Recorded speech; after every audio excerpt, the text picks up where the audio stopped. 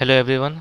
आज हम देखेंगे साइक्लिक प्रोसेस और इसे हम कंप्लीट करते हैं। आज जो प्रोसेस है वो पर कंप्लीट कर देंगे आज। तो फर्स्ट है देखेंगे साइक्लिक प्रोसेस क्या होता है।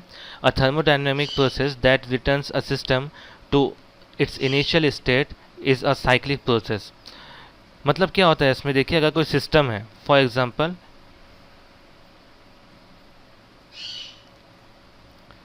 यहाँ पे एक कंटेनर है और ये दूसरा कंटेनर है, ठीक है। इसमें देखिए कुछ ना कुछ है ना वॉल्यूम है, इसमें कुछ है ना लिक्विड भरा हुआ है, ठीक है।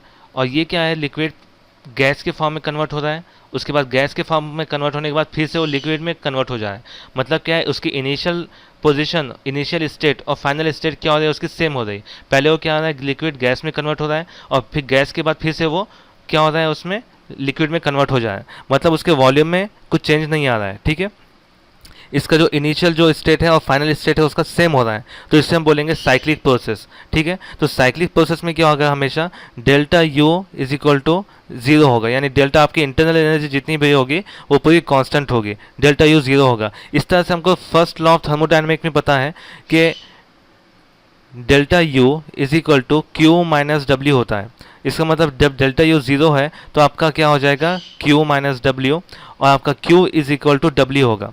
मतलब क्या हो जाएगा कि ये जो सिस्टम है ये ना तो हीट, जितना आपका हीट गेन करेगा उतना ही वर्क परफॉर्म करेगा, और जितना वर्क परफॉर्म होगा उतनी क्या हो जाएगा, एनर्जी भी मिलेगी, उतना हीट गेन होगा, ठीक है। इसका एनर्जी गेन या लॉस जितनी भी होगी वो उस वर्क उतना ही होगा, ठीक है।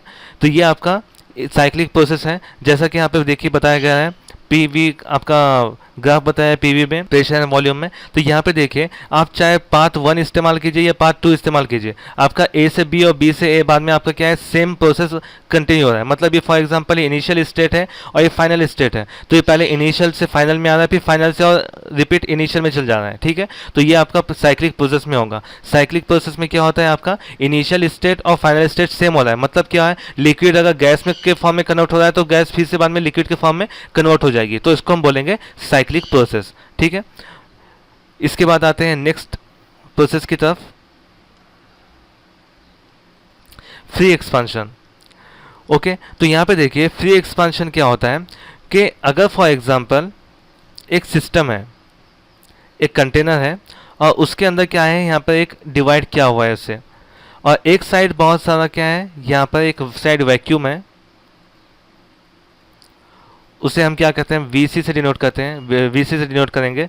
और उसके साथ इधर साइड क्या है, कुछ गैस है, उसको हम वीआई से डिनोट करेंगे। ओके, यहाँ पे कुछ गैस है और कुछ क्या हो रहा है, ऑटोमेटिकली कुछ वजह से क्या हो रहा है, ये जो बीच का जो स्लाइड है ये क्या हो रहा है, टूट जा रहा है, ठीक है। एक साइड वैक्यूम है और एक साइड क्या है, गैस है, और इसमें कुछ वजह से ये है ना जो स्लाइड है ये टूट जाएगा, ठीक, ऑटोमेटिकली टूट जाएगा, टूट गया तो क्या हो जाएगा, ये जो गैस है ये पूरी क्या जाएगी, वैक्यूम को फिल कर देगी, ठीक है। और इसमें क्या हो जाएगा, पूरा टोटल वॉल्यूम क्या हो जाएगा, आपका total volume V I plus V सी।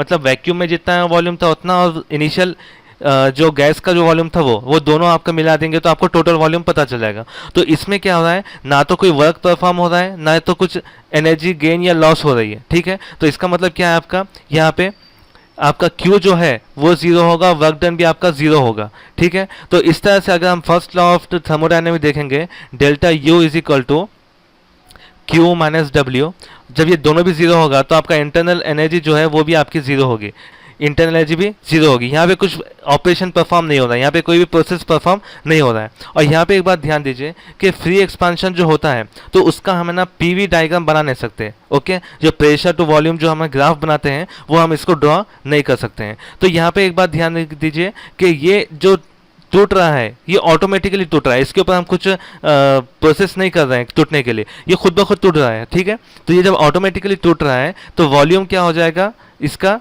जो गैस होगी ये वैक्यूम को फिल कर देगी और टोटल वॉल्यूम आपका वी आई प्लस वी सी होगा। लेकिन इसमें कोई ऑपरेशन परफॉर्म, इसमें कोई प्रोसेस नहीं हो रहा है, ना तो वर्क डन हो रहा है और ना ही आपका कुछ हीट गेन या फिर लॉस हो रही है। तो आपका इंटरनल एनर्जी क्या हो जाएगी, वो आपकी जीरो होगी, ओके, इंटरनल एनर्जी जीरो होगी। तो ये आपका टोटल फ्री एक्सपांशन के बारे में था, ठीक है।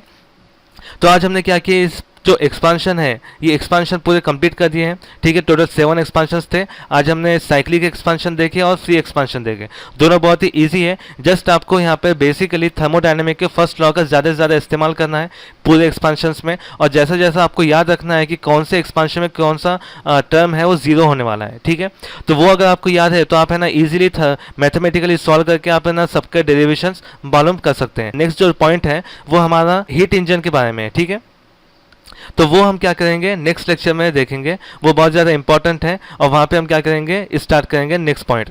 तो इस पॉइंट को यहीं पर वाइंड अप करते हैं। ये फ्री एक्सपांशन हमारे पूरे आज एंड हो चुके हैं। ठीक है, अगर ये पूरे एक्सपांशन में कुछ भी प्रॉब्लम है तो आप मुझे मैसेज कीजिए, मैं उससे डाउट को क्लियर कर दूंगा। क्योंकि आप आज आगे का जो पार्ट है हीट इंजन, तो हीट इंजन जो है आपका आगे का जो पार्ट है वो पूरा इन एक्सपांशन के ऊपर डिपेंड करता है। ठीक है, वहाँ पे हम क्या करेंगे अलग अलग एक्सपांशंस को यूज़ करने वाले हैं। तो इसलिए अगर आपको इसमें कुछ भी डाउट है तो अभी आप पूछ लीजिए, आपका डाउट क्लियर हो जाएगा तो आगे का लेक्चर में आपको जो नेक्स्ट पॉइंट है इजीली आपको समझ में आ जाएगा। ठीक है, तो इस लेक्चर को यहाँ पे वाइंड अप करते हैं। कुछ प्रॉब्लम हो तो आप मुझे मैसेज कीजिए।